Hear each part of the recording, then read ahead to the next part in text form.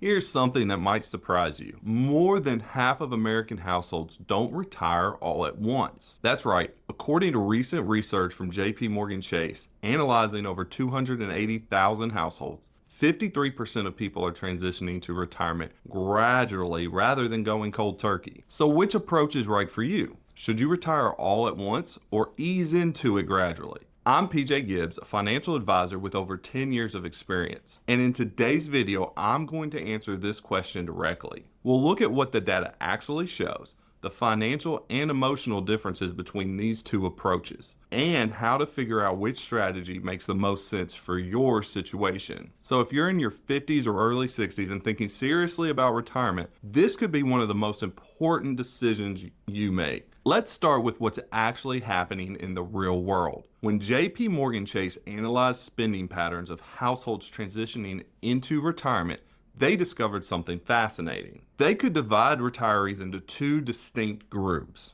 those who fully retired and those who partially retired. Fully retired households made a complete transition from work-related income to retirement income. 1 year they're working, the next year they're not. Clean break. Partially retired households took a different path. They continued to receive some income from employment while drawing at least 20% of their household income from Social Security, pensions, or annuities. These folks are straddling both worlds. They're working less, but they're not completely done. Here's what makes this even more interesting. About 59% of fully retired households made their transition between ages of 60 and 64, but only 49% of partially retired households started drawing retirement income in that age range. The majority waited until 65 to 69. This suggests that people who retire gradually may be doing so because they need to, not necessarily because they want to. Now, before you assume one approach is better than the other, let me share what the research reveals about spending patterns, because this is where it gets really interesting. One of the most surprising findings from the JPMorgan Chase study was what they call the spending surge. But here's the key: it doesn't affect everyone equally. Partially retired households with pre-retirement income between $50,000 and $90,000 increased their spending after they started receiving retirement income. Specifically, they spent more on healthcare,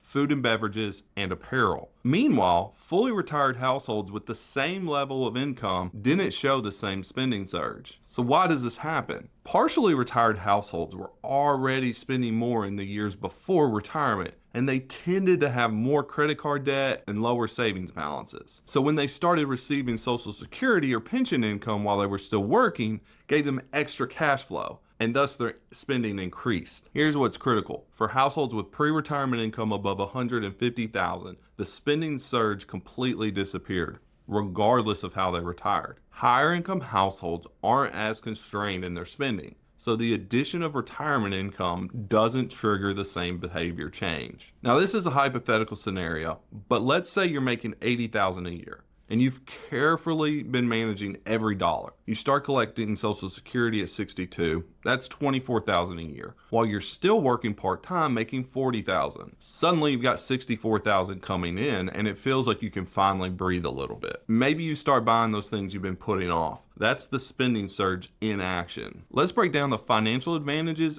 and disadvantages of each retirement strategy. So if you're retiring all at once, the benefits are straightforward. You get a clean transition. You can focus completely on your retirement without the complexity of managing both work income and retirement income. You typically have lower ongoing expenses because you're not commuting, buying work clothes, or eating out as much. Now the downsides: you're immediately drawing from your portfolio, which increases sequence of return risk. That's when market losses early in retirement can significantly impact your long-term financial security. You can't contribute to retirement accounts anymore, and if you claim Social Security early to bridge the income gap, you lock in a permanently reduced benefit. So what about retiring gradually? The advantages here are significant for the right person. You delay portfolio withdrawals, giving your investments more time to grow. You can continue contributing to retirement accounts, and every year you delay Social Security increases your benefit by 6 to 8%. Also, you maintain employer benefits longer,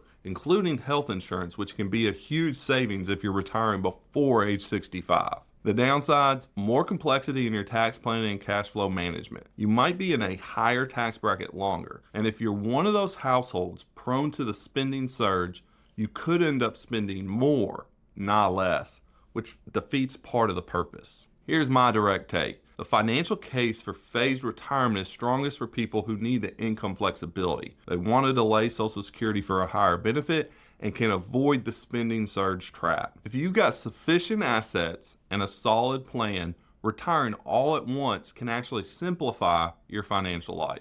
Let's talk about what the spreadsheets don't capture. The human side of this decision. When you retire all at once, you often experience what researchers call the honeymoon phase. Everything feels amazing, you're free, no alarm clock, no meetings, but for many people, this is followed by a boredom phase, or even a depression phase when the reality sets in. What now? Work provided structure, purpose, social connection, and identity. Take it all away at once, and you might struggle more than you expected. Phased retirement addresses this by maintaining some of those elements. You still have purpose and contribution through your work. You maintain professional relationships and social interaction. You keep a routine and structure. The physical activity of getting up and going somewhere continues. But you get to test retirement spending patterns before you fully commit.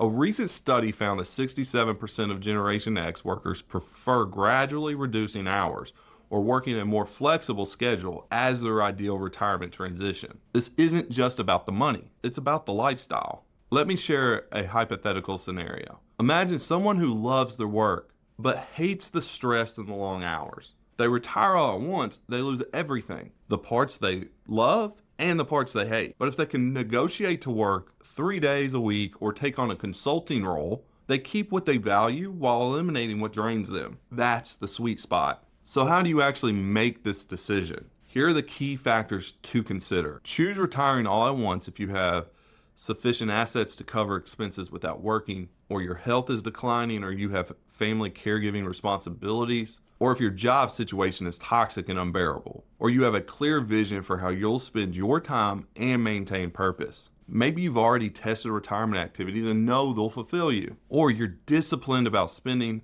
and you won't experience a spending surge. But choose phased retirement if you need the continued income to build your retirement savings, or you want to delay Social Security for that higher benefit, or you just enjoy aspects of work and want to maintain that connection, or you're concerned about the emotional adjustment to retirement. Maybe you just want to test your retirement before you fully commit, or your employer offers flexibility, or you can find part-time work that you'd enjoy. But here's the reality that no one talks about. This doesn't have to be permanent. You can retire gradually, see how it feels, and then fully retire when you're ready. Or go ahead, bite the bullet, fully retire. Maybe you realize you want some part-time work and go back. Recent data shows that 6 in 10 households experience spending volatility in the first few years of retirement. This means flexibility matters. Now, one more thing to consider. If you're married, you and your spouse don't have to retire on the same schedule. Many of those partially retired households in the JPMorgan Chase study include couples where one spouse retired while the other kept working. There's no rule that says you need to do this in lockstep.